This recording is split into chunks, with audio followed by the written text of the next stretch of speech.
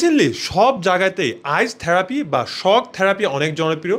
দেখা যায় বলিউডের আলিয়া ভাট থেকে শুরু করে প্যাট্রিক বেটম্যান সবাই ফেসে আইস থেরাপি নিচ্ছে এবং এটা রিসেন্টলি অনেক হাইপে চলে আসছে।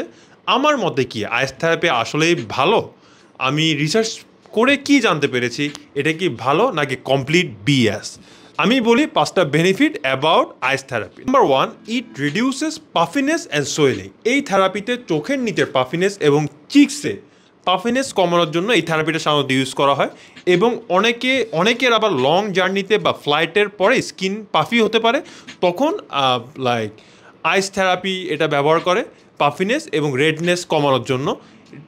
এটা মোটামুটি ভালোই কাজ করে টেম্পোরারিলি, এবং সকালে ঘুম থেকে উঠার পরে ডেইলি যদি আইস থেরাপি নেওয়া হয়, স্কিনটা সারাদিন একটু নাইস থাকবে, একটু ফ্রেশ থাকবে।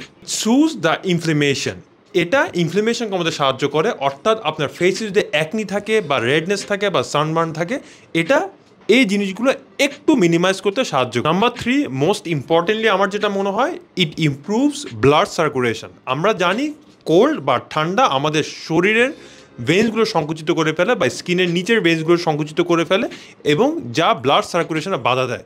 তখন আমাদের শরীর ফোর্সফুলি ব্লাড সার্কুলেশন বাড়ানোর চেষ্টা করে এবং ব্লাড সার্কুলেশন বেড়ে যায়, কারণ আমরা খুবই টেম্পোরারিভাবে আমাদের স্কিনটাকে কোল্ড থেরাপিটা দিচ্ছি।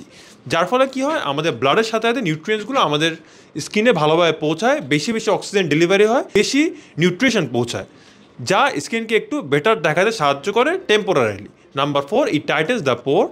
এটা পোর টাইট করতে সাহায্য করে। অর্থাৎ কেউ যদি আইস থেরাপি নেয়, আইস থেরাপি নেওয়ার পরে কেউ যদি মেকআপ করে, মেকআপটা ভালোভাবে বসে এবং জাস্ট মেকআপের ফিনিশিংটা একটু বেটার হয়, দ্যাটস ইট। এটা ছাড়া আর তেমন আইস থেরাপির কোনো বেনিফিট সায়েন্টিফিক্যালি পাওয়া যায়।